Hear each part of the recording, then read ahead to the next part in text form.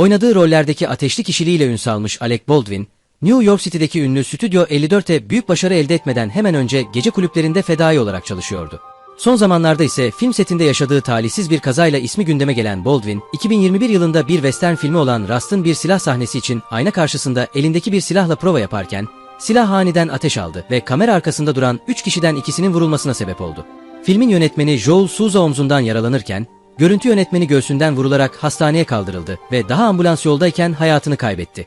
Ayrıntılar belirsizliğini koruyor. Ancak Baldwin tetiği çektiğini şiddetle reddetti ve ardından kasıtsız adam öldürme suçlamalarından aklandı. O tarih itibariyle Rust filminin çekimlerine son verildi.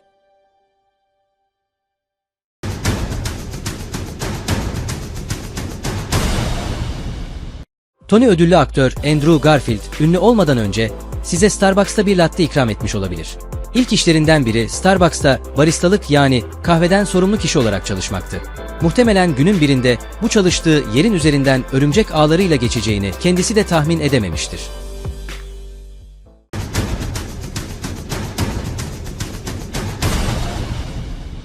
Magic Mike'ın yıldızı kariyerine üniversiteyi bıraktıktan sonra striptizci olarak başladı. Striptizci olmasının tanınmasına büyük bir katkısı olsa da Tatum striptiz yapmanın hiçbir çekici yanının olmadığını ve bu işi hiç istemeyerek de olsa yaptığını söylüyor. Aynı zamanda onu Ricky Martin'in She Bangs klibinde dansçı olarak görebiliyoruz.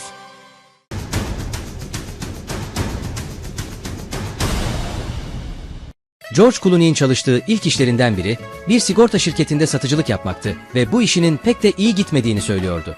İlk gün bir poliçe sattım ve sattığım adam öldü diye demeç veren Clooney, büyük çıkışını yapmadan önce tütün kesme ve kadın ayakkabısı satma işlerinde de çalıştı.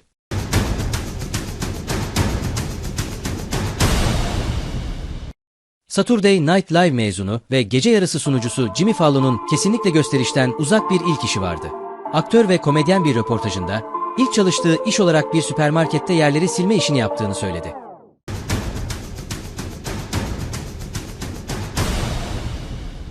Oscar ödüllü oyuncu, ünlü olmadan önce bir dondurma üreticisi olan Baskin Robbins'te çalışıyordu.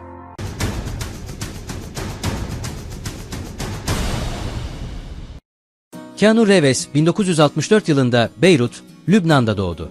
Annesi İngiliz bir şov kızı ve kostüm tasarımcısıydı. Babası ise Havaili Çinli bir jeologtu. Ne yazık ki Keanu sadece 3 yaşındayken babası ailesini terk etti ve o andan itibaren annesi Patricia tarafından büyütüldü. Çocukluğu boyunca Hawaii'den, Avustralya'dan, New York'tan ve son olarak Kanada'dan birçok yere taşındılar. Keanu Kanada vatandaşıdır ve kendisini Kanadalı olarak görmektedir. Bu çok kültürlü miras, onun dünya görüşünde ve çeşitli rollerinin şekillenmesinde önemli bir rol oynadı. Düzenli bir aile yaşamının olmaması nedeniyle çalkantılı bir çocukluk geçirdi. Annesi Toronto, Kanada'ya yerleştikten sonra rock'n'roll endüstrisinde kostüm tasarımcısı olarak çalıştı.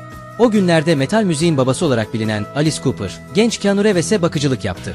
Reeves asabi yapısı yüzünden Kanada'da gittiği okullardan sık sık atılmış ve 4 farklı lise değiştirmek zorunda kalmıştır. Daha sonra annesi Broadway tiyatro yönetmeni olarak görev yapan Paul Aron ile evlendi.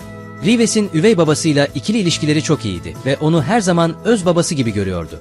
Kaderin cilvesine bakın ki, Reeves'i film sektörüne kazandıran kişi de üvey babası Paul Aron'dan başkası değildi. 17 yaşındayken oyunculuk için okulunu son kez bıraktı. 19 yaşına geldiğinde tam zamanlı oyunculuk yapmak için Kaliforniya'ya taşındı. Adı bir film yıldızına yakışır görünse de Reeves 2017'de Jimmy Fallon'la yaptığı bir röportajda Hollywood'a ilk taşındığında menajerlerinin ondan ismini değiştirmesini istediklerini söyledi. Adının aslen Hawaii dilinden geldiğini ve bu ismin dağın üzerindeki serin esinti anlamına geldiğini söyleyen Reeves, menajerlerini dinledi ve onlara yeni isim önerisi olarak Chuck Spadina ismini sundu. Bu isim menajerlerini pek heyecanlandırmamıştı ve bunun gibi birkaç isim daha önerisinde bulunmuş. Fakat menajerleri isminin değiştirilmesinden vazgeçmiştir ve bu isimle devam edebileceğini söylemişlerdir. İlk olarak 1980'lerde Coca-Cola'nın bir reklamında rol aldı. Reklamda Reeves bir bisikletçiyi canlandırıyordu. Yine bir röportajında Reeves bu rol için bacaklarını tıraş ettiğini ve reklam çekiminin 3 gün sürdüğünü söylemiştir. İlk stüdyo filmi 1986'da kaleciyi canlandırdığı Young Blood'dur. İlk başrolü Bill ve Ted'in maceraları filmidir ve bu film beklenmedik bir şekilde başarılı olmuştur. Kariyerindeki dönüm noktası ise 1994 yılında başrolünü üstlendiği Speed filmidir. Bu gişe rekorları kıran film bundan sonrası için oynayacağı film seçiminde kendisine bir konfor alanı yaratmıştır. Kendisine 11 milyon dolar teklif edildiği halde Speed 2 filminin senaryosunu beğenmemiş ve bu filmde oynamayı reddetmiştir. Bu tercihi onun, tam 10 yıl boyunca 20th Century Fox film şirketinin kara listesine girmesini sağlamıştır. Oyunculuğun yanı sıra Keanu aynı zamanda Dogstar grubunun başçısıydı. 1991-2002 yılları arasında birlikteydiler.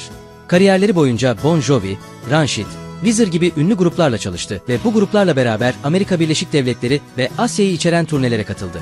Reeves 30 yaşına kadar sigara içmiyordu ve sigaraya başlama sebebini bir filmde oynadığı role bağlıyordu.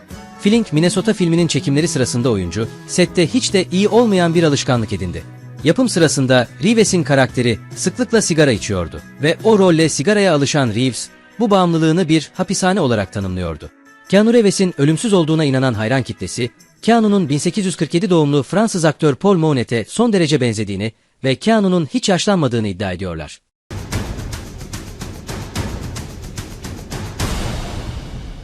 Her ne kadar Grey's Anatomy'deki rolünden çok farklı olsa da Patrick Dempsey bir zamanlar profesyonel bir hokkabaz olmak istiyordu. Hatta Ringling Bros sirkine katılmak için başvurdu. Fakat başvurusu reddedildi.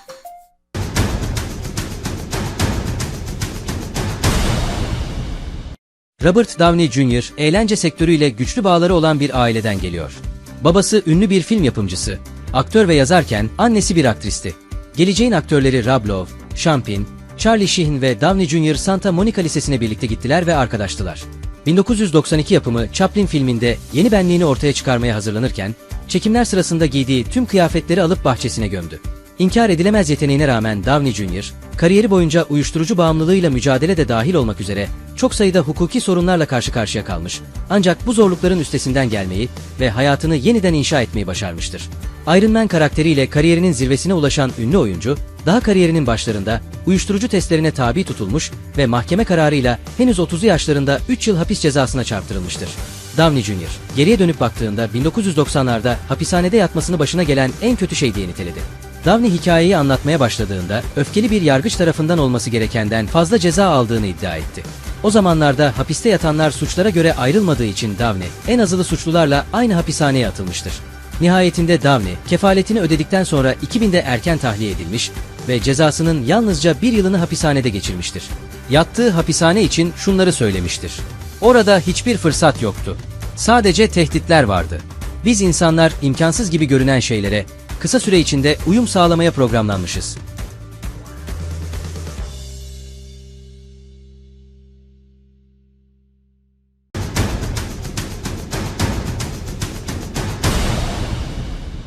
Sıra dışı yönetmenlerin gözdesi, Amerikalı oyuncu Rose McGowan'ın babası Daniel, Tanrı'nın Çocukları adlı bir tarikatın üyesiydi.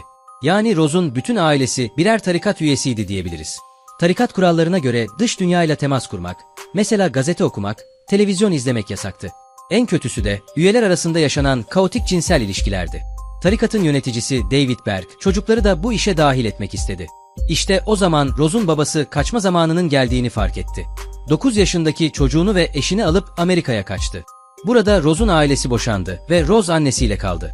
14 yaşındayken uyuşturucu bağımlısı oldu. Bir kliniğe gönderildi. Ancak sonradan babaannesinin de yardımıyla buradan kaçmayı başardı. 16 yaşında McGowan babaannesinden ayrılıp erkek arkadaşıyla yaşamaya başladı. O sırada garson ve kasiyer olarak çalışıyordu. O günlerde erkek arkadaşı öldü ve Rose bir kez daha evsiz kaldı.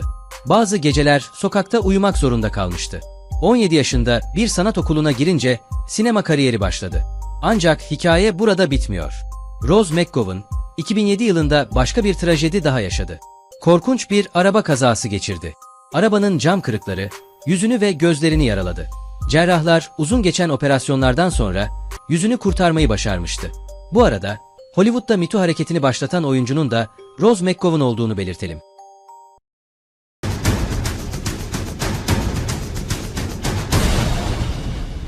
Babası bir İtalyan berber, annesi ise Fransız asıllı Rus bir dansçı olan Sylvester Stallone, Rocky olmadan önce Central Park hayvanat bahçesindeki aslan kafeslerini temizliyordu.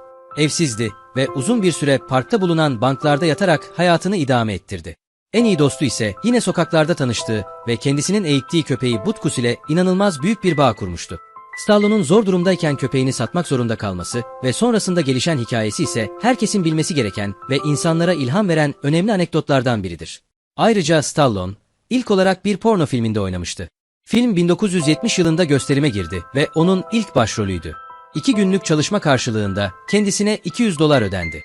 Stallone, bu film için evinden tahliye edildikten ve birkaç gün evsiz kaldıktan sonra çaresizlikten yaptığını söyledi.